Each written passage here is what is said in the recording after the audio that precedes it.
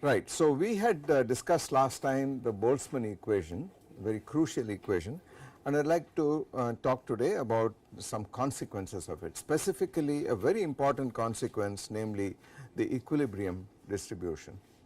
We have now taken this for granted that in equilibrium for a dilute gas, classical gas, the distribution is Maxwellian in the velocity. But now we would like to see how that is rigorously derived from the Boltzmann equation itself. There are also a couple of points regarding the equation itself, regarding the assumption, which I would like to reiterate, although I have mentioned this earlier. So, if you recall, just to refresh your memory, in the Boltzmann equation,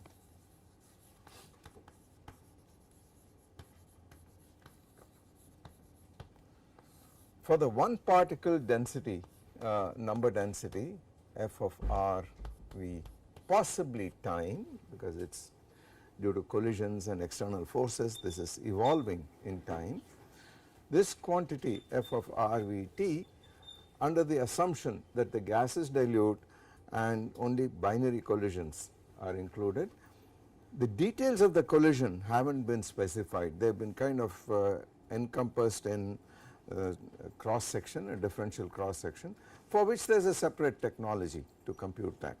But given a cross section, a non-zero cross section, and some arbitrary external slowly varying field, this f satisfies the following equation: delta f over delta t plus v dot a gradient with respect to r f plus any external force divided by m dot gradient with respect to let's say v1. So, v1 here, it is this quantity here.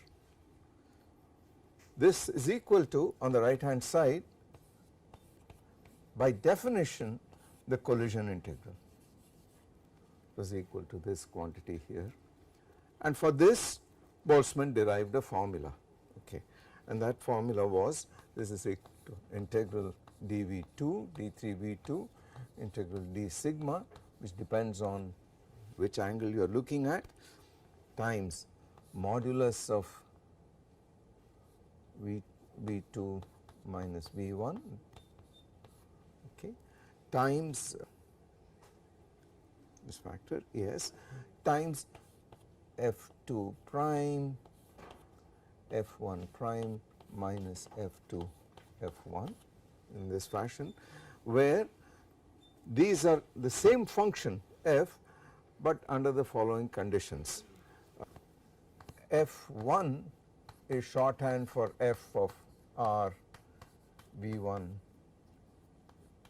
and t, f2 is shorthand for f r v2 and t, where for any given v1, any v1 that you specify on the left hand side, v2 is such that it undergoes scattering. So, here is v1 coming in, here is a v2, and then v1 goes out, this particle goes out with a velocity v1 prime, and that goes out with a velocity v2 prime, and the scattering occurs inside here. So, these quantities v2, v1, v2 prime, v1 prime, etc., they refer to what happens before and after the scattering. So, f1 prime is f of r v1 prime t, and f2 prime is f of r v2 prime and t. So, once you fix v1, whatever be v1, then you integrate all over all v2s with these weight factors, such that v1 and v2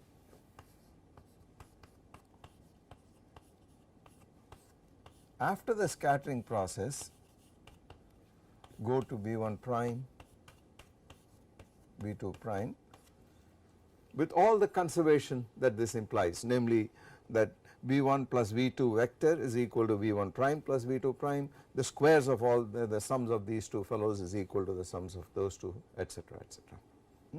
This is the relative velocity, and we also know that this relative velocity does not change before and after scattering. So we know that this is identically equal to, by conservation, this is V2 prime minus V1 prime. I called this u last time and this is u prime here. So it is a nonlinear equation with different arguments here, except for the position argument which is the same, different velocity arguments for the 4 quantities. These 4 have different velocity arguments in there. Okay. Now a crucial assumption that went here was that the distribution of the position is independent, the position of a part molecule is independent of, it is not correlated to its velocity, instantaneous velocity. That was crucial, and it is called the assumption of molecular chaos.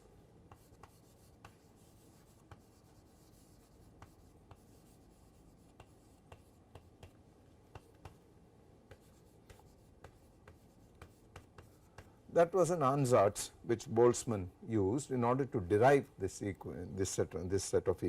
equation here. So the idea is that the velocity and position are not related to each other. So recall that f of r v1 t times d3r d3v1, this quantity has the physical significance of being the number of particles with at position r in a cell located at the position r with a velocity v1. This quantity here is the number density multiplied by the volume element in phase space. And since this is appearing always in this pairwise form, the assumption of molecular chaos is equivalent to saying that this quantity multiplied by f of r V2 T D3 R D3 V2, this gives you the number of pairs of particles in a cell centered about the point R, such that the velocity of one of them is V1 and the other one is V2. Okay. So is it correct to say that we have to actually write 2 particle? Yes, if this were not true, if it said, this is where the dilute gas approximation went in. If this were not true and it was dense and there were recollisions being considered all the time, then you can't have this completely independent of this. These probability, these density functions would not factorize, because whatever happens you would say how many pairs are there such that one of them has V1, the other has V2. If they are correlated, then it is not just a product of the density here times the density there. There could be correlations, there could be memory of collisions and so on. Okay. It is because you are avoiding, you are ignoring that, you are neglecting that, that you are able to derive this formula at all. Okay. This is crucial, and of course now the question is, can one prove this? Can one prove this from dynamics, etc.? A lot of effort has been expended in trying to find out whether Boltzmann's, he called it molecular chaos. This was not, although that is the literal translation of the phrase he used, this is not quite the same as chaos in the modern dynamical system sense, although it is related, closely related to each other. The gas in this room, for instance, is certainly chaotic. It is badly chaotic. It is the Lyapunov exponent, namely the number which governs how quickly the errors get amplified, how quickly initial conditions separate out as a function of time, that is of the order of the number of degrees of freedom of the gas in the room itself. So you have a Lyapunov exponent which is itself of the order of 10 to the 23. It is incredibly chaotic. But that is of course if you now are speaking about the exact dynamical state of all the molecules in this room, and then if you have 2 of them, I mean if you have 2 configurations which are infinitesimally close to each other, it would essentially double, this error would essentially double in a time which is the Lyapunov time, the inverse of the Lyapunov exponent. Okay. So it is just incredibly chaotic. Even a few particles, if you put in this room and they have scatter off each other, the dynamical chaos takes over almost immediately. It is not integrable. Okay. So although this is related to it, this chaos is not the chaos of the yeah. So when we write down an expression like this for the number of pairs which have velocity v1 and v2, is there a bound for this expression which says that below this is a dilute gas and the expression is and the equation is valid? Yes, indeed. So you got to now ask what is the correction to it. After all, if I write the 2 particle density, then the leading term is this quantity, and then the question is what is the correction. So one can make a systematic density expansion. For instance, in the simplest instance, if you take a gas, a real gas, you do what is called a virial expansion. That will immediately tell you what are the corrections to this, the leading approximation here. Okay. Plus there were various other ways of doing this. There are cluster expansions and so on. When we talk about non-ideal gases, one essentially uses these facts. There is a rigorous way of asking what are the, if this were not true, then what would appear here on the right hand side in the collision integral would be the 2 particle distribution function, and then if you wrote an equation for that, what would appear would be a 3 particle distribution function and so on. So you would have an infinite hierarchy. So in principle you have an infinite hierarchy, but the point I am making here is that even in the simplest instance, when you have neglected all such correlations, you still have a terrible equation to solve. You have a nonlinear integral differential equation to solve in general. Okay. So that is something I wanted to call your attention to, namely this assumption is crucial to do whatever we have done, to do this derivation. Okay. Now the question is, having got the Boltzmann equation, can we say something about what happens at t equal to infinity? Can we say something about the equilibrium distribution? By definition, an equilibrium distribution would be one which does not depend on time explicitly. So you would like to have delta f over delta t to be 0, and then let us see what this distribution is.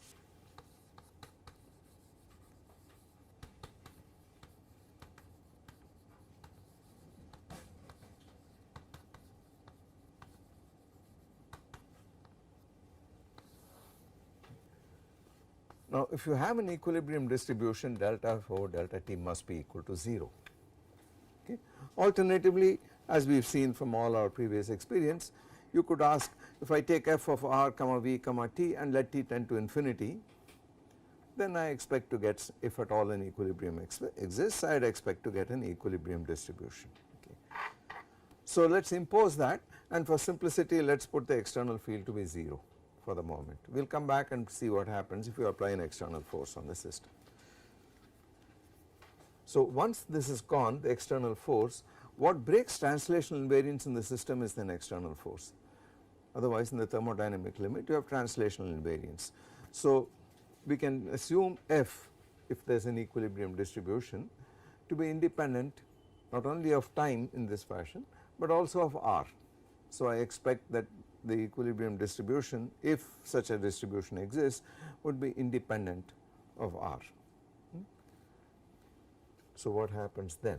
In this equation this term is not there, f equilibrium, let me call the solution to this equation delta f naught. So the standard notation for an equilibrium distribution is f naught, okay, or f equilibrium. So f naught is a function of v alone, no t dependence, no r dependence, right. Then this term goes away because there is gradient term on r acting on f is 0 of course, and there is no external force, so this is 0. Okay. So this would imply that f naught satisfies this term equal to 0, the collision term to be equal to 0. So it must satisfy integral d3 v2. So f naught of v1 must satisfy integral d3 v2 integral d sigma of omega mod v1 minus v2 times, and let us write this out explicitly. Okay. So, this is f naught of V2 prime, f naught of V1 prime minus f naught of V2 f naught of V1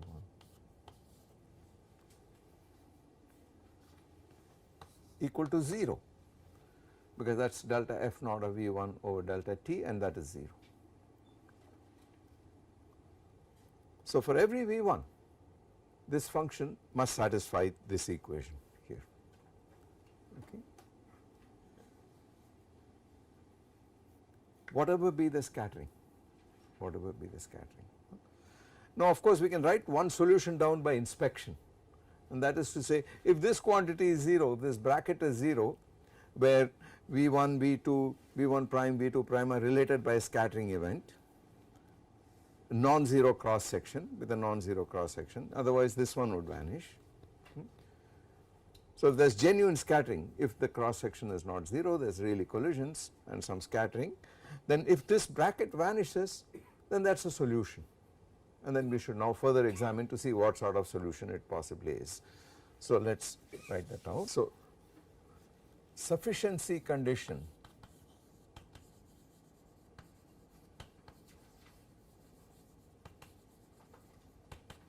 for f naught of V to be the equilibrium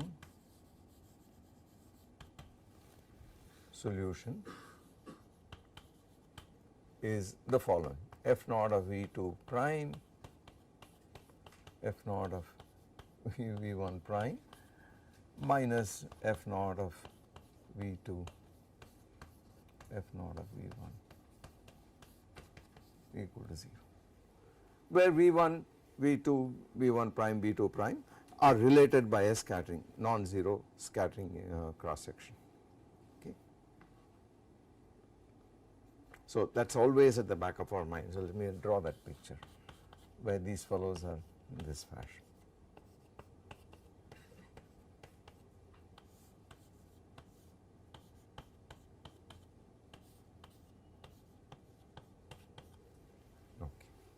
And then we have to follow this up and see, okay, if this is so, what is the consequences? Can we guess what the function, or can we solve for the functional form of this f given all this information about scattering?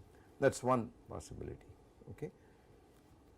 But notice the interesting thing, if this is so, there is no reference here to the actual details of the scattering. It only says the scattering cross section should not be 0. So, we do not care what sort of scattering cross section it is, but you would still get that to be so. So, this of course has a very important consequence, that whatever be this equilibrium distribution, it cannot depend on the details of the actual scattering. So, that is the reason why different gases with different molecular interactions have exactly the same Maxwellian distribution. We know that already by hindsight, but the reason for it is very clear here, that this thing is independent of the scattering, actual details of the scattering, okay, as long as the scattering is non-zero. That is all that is required. So, that is one important lesson, but it does not get us very far unless we find out if this is also a necessary condition. We proved it is sufficient that by inspection, if this is so, the integrand vanishes, then delta f over delta t is automatically 0, that is the end of it. But is it necessary or not? To do that, Boltzmann used a very clever trick, okay, and this leads us to the Boltzmann H theorem. So, let me write that.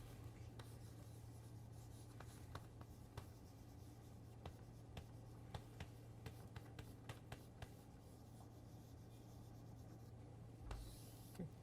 So, he defined a quantity h of t to be integral d3v1 f of b1 and t log f of b1 and t,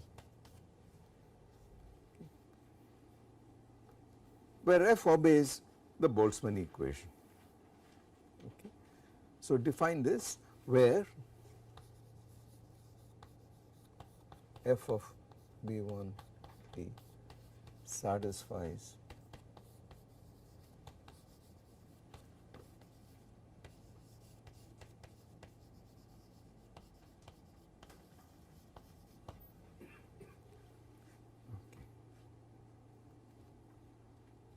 and look at dH over dt.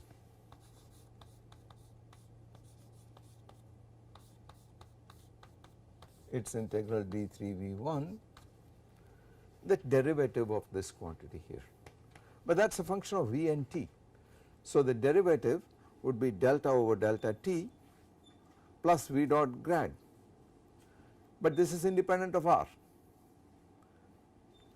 This thing here does not have any r dependence, okay. So therefore the v dot, the convective derivative part is 0 and you just have delta f over delta t inside. So delta f over delta t of v1 and t, that is this term, there is a log there, right. The next term has 1 over f times delta f over delta t, which cancels this. So you have this multiplied by 1 plus f of v1 log.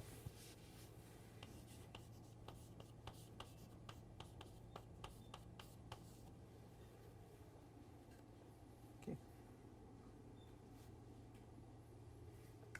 So that is dH over dt. The next step that he took was to show that this dH over dt is not positive. It cannot be positive, it is less than equal to 0, okay. But that proceeds in several steps to show this. The first step is to note that if this fellow is 0, if this is an equilibrium distribution and this one vanishes because that is the equilibrium distribution, then this is of course 0. So it is necessary that this be 0 in order that delta f by delta t be 0. It is a necessary condition. Okay. If delta f over delta t is 0 identically, it means that it cannot have explicit time dependence and is therefore an equilibrium distribution. The statement is if this is 0, it implies dH over dt is 0, right. So you cannot have this to be 0 without having dH by dt to be 0. Therefore it is a necessary condition that dH by dt is 0 in order for this to be 0, okay. So what I am trying to do now is to show sufficiency condition. I am trying to show that this condition is sufficient for f to be an equilibrium distribution. We know it is, I am sorry, we are trying to show it is necessary. We have already shown that it is sufficient by inspection, okay. So you have to appreciate the subtlety of this argument. You want to show that f naught of v is an equilibrium distribution if and only if this quantity is 0, okay. So that is necessary and sufficient. The sufficiency is by inspection. We saw that the equation for delta f over delta t, delta f naught over delta t was a big integral, the collision integral, and if the integrand in this vanishes identically, then of course the left hand side is 0, okay. So that was a sufficient condition. Now we are trying to show that it is necessary, and that proceeds by saying that define an h of t to be in this fashion. This is time dependent, by the way, out here, where this fellow satisfies Boltzmann equation with the collision integral. Now the statement is the time derivative of this is this quantity here, and the observation is that you cannot have this to be 0 without having this to be 0, it is necessary. So how does that argument go? That is not clear. Because there is no way this can vanish without this being 0. If this is 0, then this vanishes. But the converse, if dH Yeah, by dt, but there is no, it is necessary. Without this being 0, how can that be 0? Suppose this is not 0, There is no way this can be identically 0. Yeah, but the converse, if dH by dt is 0, it doesn't mean dF by dt is 0. Why not? That is a solution, but I can have things like positive, negative. It is necessary for this to be 0, for this to be 0, it is necessary that dH by dt be 0, necessarily. Oh yeah, sure. That's right, taking okay, this yeah. level. I had the same problem every time you look at the H theorem, one has this little thing, but it's exactly it. I mean, look at the contrary. Suppose this is not 0. There is no way this can be identically 0, right. It has got to be 0 in order for this to be identically 0. It is necessary, right. We are still not yet established that that condition is a necessary condition. We have only established that dH by dt must be 0 is a necessary condition for this to vanish, because if it is not 0, there is no way this can be identically 0. Okay. So,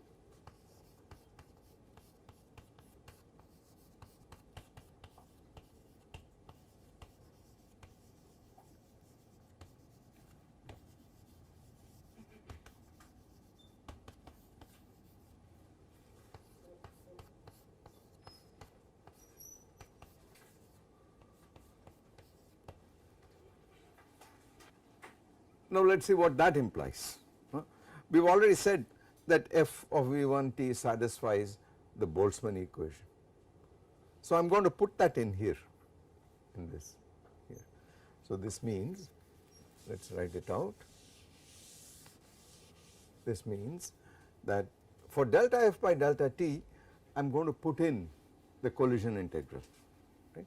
So it says integral d3 V1 integral d3 V2, this is already there, this integral in the definition of dH over dt times delta f over delta t, and that is equal to integral d sigma of omega mod V2 minus V1 times f2 prime f1 prime minus f1 prime f2 prime.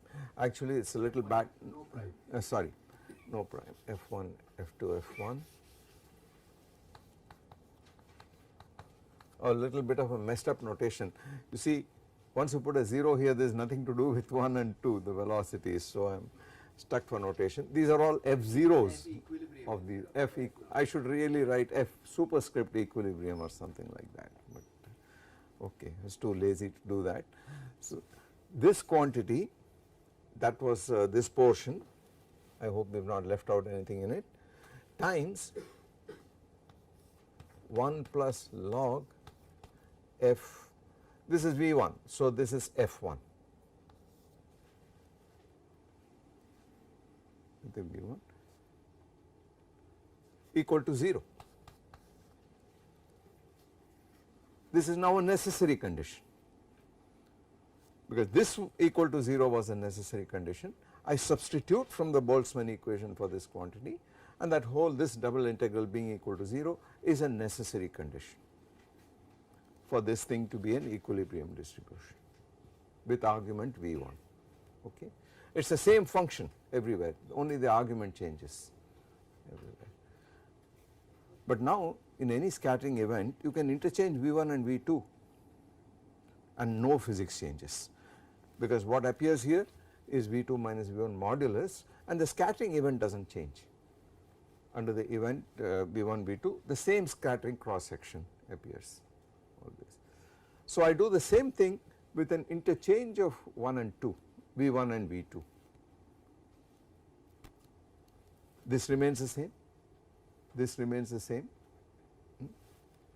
this remains the same because you got an integral over both, right. Therefore this condition can be rewritten with V1 and V2 interchanged, and it would look exactly the same Except log f. except out here, this would become F2, right. So I add the 2 and take the average, okay.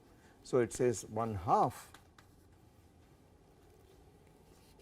and this becomes a 2 plus log F1 F2 equal to 0, right. 1 plus log F1 plus 1 plus log F2, that is 2 plus log F1 F2. Okay. Now let us interchange V1 V2 with V1 prime V2 prime, because our scattering process said you have V1 V2 under scattering went to V1 prime V2 prime. Okay. But you know, because this whole thing is time reversible, you can interchange the final with the initial and you get exactly the same scattering cross section. We saw that, we asserted that the last time. Okay. Now what happens when you do that? When you interchange the initial and final states?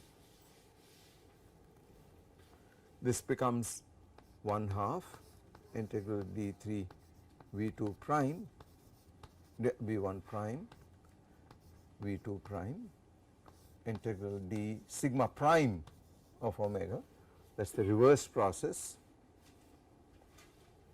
and then v2 prime minus v1 prime, and what goes on here is now f2 f1 minus f2 prime f1 prime, because this is the final state now and that is the initial state, okay,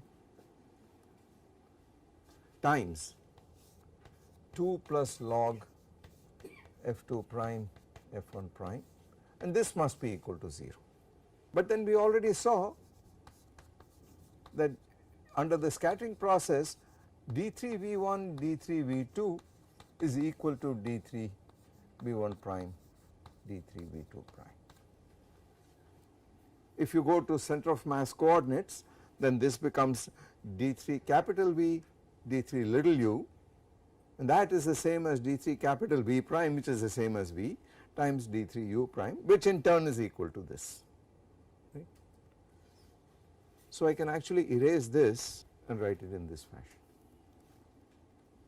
It is the same measure and the scattering is the same, exactly the same scattering cross section.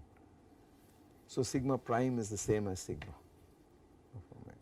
We also know the relative velocity does not change. We know that V1 we know that V2 minus V1 equal to u, V2 prime minus V1 prime equal to u prime, and we know that mod u prime u equal to mod u prime. All that happens is it is rotated by the scattering angle. Okay. So this too you can remove the prime.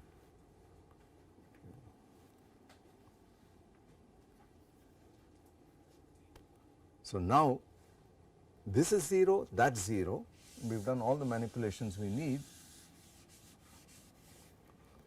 So the average of the two must be 0, right. So that says it is 1/4. There is a minus sign here, there is a minus sign. So I can get rid of that minus sign by making this f2 prime, f1 prime, f1, f2, and then subtracting instead of adding. So let me write it as this.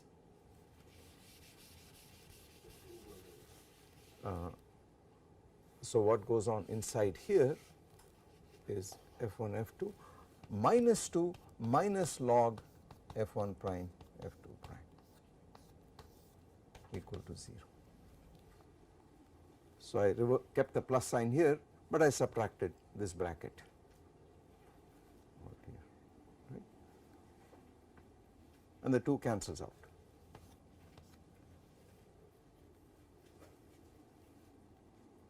Okay. And I can rewrite this as right I can rewrite this as log f1 f2 divided by f1 prime f2 prime. So if you permit, write this as times log f2 f1 over f2 prime f1 prime times this quantity, and this is equal to 0.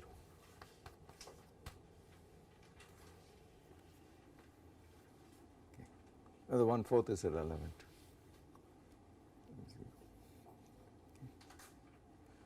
This is non-negative. This is non-negative here. The only way this thing can be 0 is for the integrand to vanish. Okay. Now call this part, call it x and call this y. Then you got a term which says x minus y log y over x. That is this integrand here. That quantity cannot be positive. Where x and y are real, this quantity can't be positive, because if x is bigger than y, this is positive, but this is log of a number less than 1 and that is negative. If x is smaller than y, this fellow is negative, that is a number bigger than 1, that is positive, but in any case this quantity cannot be negative, it cannot be positive, it is less than or equal to 0. Equality if and only if x equal to y.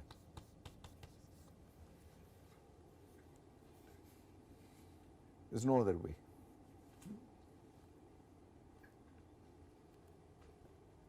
But this is very important, right? It says dh by dt is, you have proved much more. We have proved more than what we need. We have actually shown that in general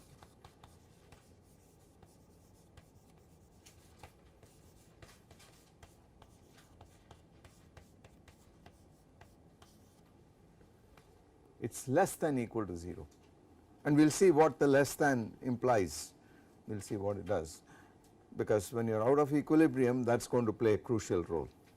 Okay. Yeah? Yeah, it is a convexity property, definitely. Yeah, I do not know what you call it, what do you call it? Jensen's inequality, what is the inequality called? There is some name for it somewhere. Yeah, it is a general property, and this is, yes, there is more than one place where this inequality appears, this thing here, okay. But whatever it is in our context, it says this fellow must be equal to that, x must be equal to y. That is the only way this integral can vanish, because everything else is positive, this quantity, etc. So it is a necessary condition, this is this thing, or this quantity, this equal to 0 implies this equal to 0. We have shown that, right. We already saw that is a necessary sufficient condition. Now we are saying it is a necessary condition for equilibrium. Therefore, the equilibrium density is given by this equation, or rather equilibrium density is such that if and only if this condition is satisfied do you have equilibrium, which is an yeah, very much so, exactly, yeah, H is like an entropy function, it's f log f kind of structure, yeah. Okay. But we are completely out of equilibrium in this situation, because in general you define an H of t, it is a time dependent quantity, okay. And the only assumption we made is that there is no dependence on the position, that was important. Now we got to put that back, but as long as f is a function of v alone, any equilibrium density has to satisfy this, right. So once we have that in place, let us examine what this implies. So this condition is needed for an equilibrium distribution here, which means that log, therefore, for the equilibrium distribution f naught of v, you must have f naught log f naught of v1 plus log f naught of v2 must be equal to log f naught of v1 prime plus log f naught of v2 prime, where v1, v2, v1 prime, v2 prime are related by a scattering event. Okay. But these two things here are the initial state before scattering, and this is final after the scattering.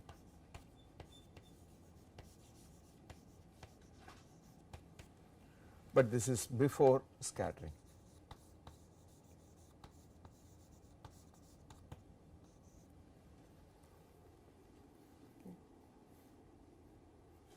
So it says in a scattering process, arbitrary scattering process with velocity v1, v2 initially and v1 prime, v2 prime initially, f naught, which happens to be the equilibrium distribution, is such a function that the log of this f naught is conserved for these 4 part velocities is conserved.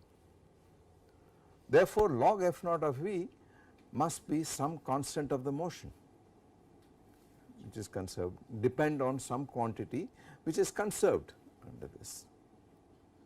What are the only quantities that are conserved? Momentum is conserved and energy is conserved. So therefore, this log f naught of v can at best be a quadratic function of v, right. So it immediately implies, we are not home yet, but we are getting there. So it implies log f naught of v, and now let us forget all the subscripts, must be equal to something of the form a v squared plus b v possibly plus constant, but it can't be a thing like v. It is clear that this is not a scalar. Could we see quadratic function? Because the energy is the only constant of the But motion. energy square is also Momentum. conserved. Oh, but energy, some of the energies. Some of the energies, yeah. Some of the energies is constant. Kinetic energies add up. So no other function is possible. It can't stick out like this because this is a vector. Isotropy will also be. Yeah, so you can actually say this must depend on some arbitrary initial velocity. So b v dot v naught plus c, where capital A, B, C are constants independent of v. Okay. Depends on the mass of the molecules, depends on whatever, we do not know yet, etc. Okay. Now this, of course, with a little effort one can show, this will imply that the whole gas is moving with a velocity v naught. There is no other interpretation you can give this v naught. So this part of it I am slurring over, but if you look at the elementary treatments on statistical mechanics and kinetic theory, they will tell you that. So this b goes away and you are left with this plus c. Now of course f naught is the exponential of this guy, so this c becomes multiplicative. It is the overall normalization constant, and you can fix it by remembering that we needed this to start with. We needed integral d3r f of r v t to be equal to, we wanted d3r integral d3v f of r v t to be equal to the total number of particles, and in the case where it did not depend on r, you can do the r integration, get a volume, and therefore this is equal to n over v equal to the number density n. So you have a normalization which depends on the number density, pardon me, this is very important, you want this to be normalizable, right. So if you do this, this will imply it goes like e to the a v squared, and if a is positive it cannot be normalized, this will not be a finite integral. In any case it is a Gaussian, So if you try to normalize it, you will get a 1 over square root of whatever it is, and that is only valid if A is positive. Okay. Now you need two pieces of information. You need to, pardon me? A is negative, so A has got to be negative. So there are two pieces of, because you are going to use finally the fact that e to the minus a v squared integral, this is going to exist, etc., and it is going to be some square root of pi over a or something like that. Okay. Now there are two pieces of information that you need to fix these constants, and here is where the physics has to come in. You have to say something about the average energy. If you prescribe that for each particle, then I find the moment of this thing multiplied by v squared, that will be 1, and a normalization, which is the density, which will be the other. So with these two fellows you get precisely the Maxwellian distribution. Okay. But you have to put in two pieces of information. Okay. After all, we are doing kinetic theory and you have no other piece of information except what you know from thermodynamics. So you say it is an ideal gas, I know the equation of state, I know the internal energy, it is 2/3 the internal energy density is the pressure, and I know P is equal to RT, PV equal to RT. So I put that in. If I put that piece of information in, then purely from kinetic theory you get the Maxwellian distribution as the equilibrium distribution. Okay. So it was a long route, but the H theorem is a crucial one on the way. Now you could ask, what happens if I put an external. What is the statement of the H theorem? The statement of the H theorem is that if f satisfies, f of v comma t satisfies the Boltzmann equation, and you construct d3v f of v comma t log f of v comma t, you call that h of t, then dh over dt is less than equal to 0. That is the statement of the theorem. So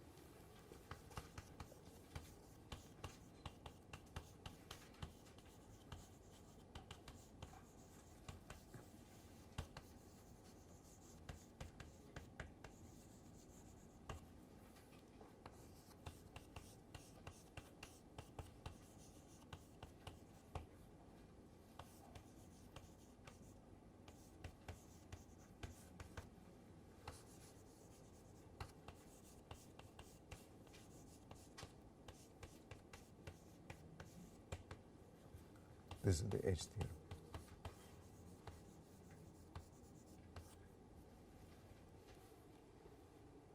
Okay. Now finally, what happens if you put in an external force on the system? Well,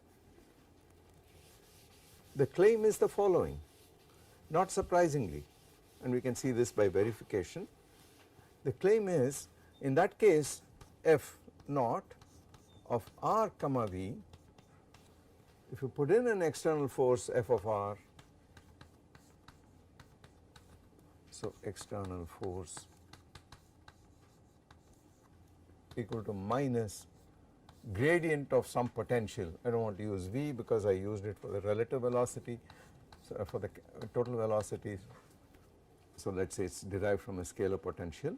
It is important that it should be this thing should be independent of the velocity. This is crucial for a reason which you will see in a minute, that this force should not depend on the velocity. There is no velocity dependent force. Then this quantity equal to f naught of v, where f naught of v is the distribution we have just been talking about, e to the minus phi of r over k Boltzmann t is the equilibrium distribution. Okay. How are we going to check this out? Because you are going to have delta f over delta t plus v dot gradient with respect to r f, let us write the f outside, plus f over m dot gradient with respect to v f of r comma v f naught. This is equal to whatever the collision integral is, and we went through this argument by saying that if it is an equilibrium distribution, this guy is 0 and you had the collision integral on the right hand side. Now in that integral, if instead of f naught of v you put in this fellow here, then I assert that you can pull this factor out all the way out of the integral, because there is no factor there that depends on the position at all. So it comes right out, and it is going to sit there, and that collision part of it was 0 with f naught of v was 0. So that means this portion alone must be 0, otherwise it is not going to, this ansatz is not going to satisfy it, right. What I am saying is that when you have a force which is derived from a potential, scalar potential of this kind, the equilibrium density distribution is just the original one which we found without the external force multiplied by this factor.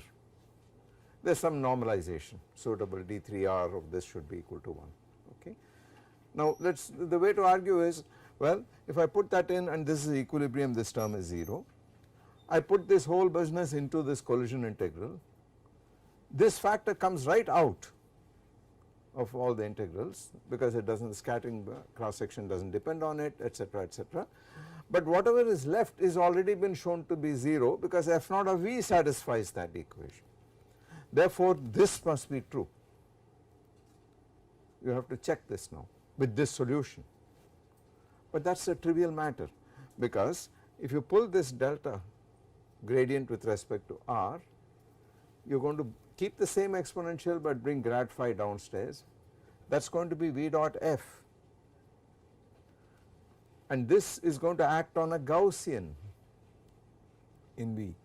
So when this fellow acts on it, you are going to get a v downstairs, minus v or whatever, and this f is grad phi. So this term will cancel that term, okay, and therefore this is really an equilibrium density, suitably normalized. Check this piece out, check this algebra out. Yeah. No, f is fine as it stands, that is okay. No, because on the left hand side there will be no m coming otherwise. So v dot grad r.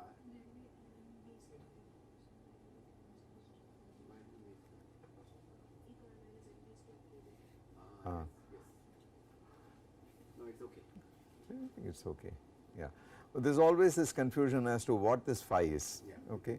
It is the potential energy per unit mass, okay.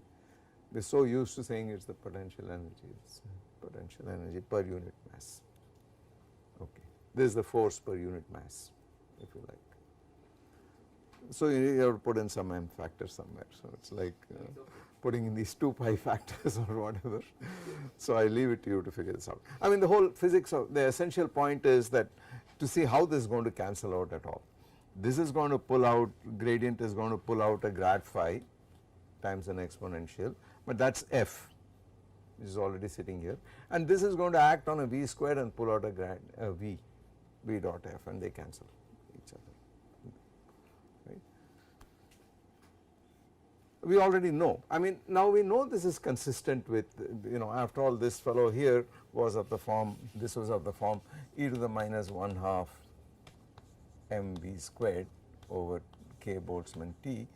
So this whole thing is of the form e to the minus beta times the Hamiltonian. We know that.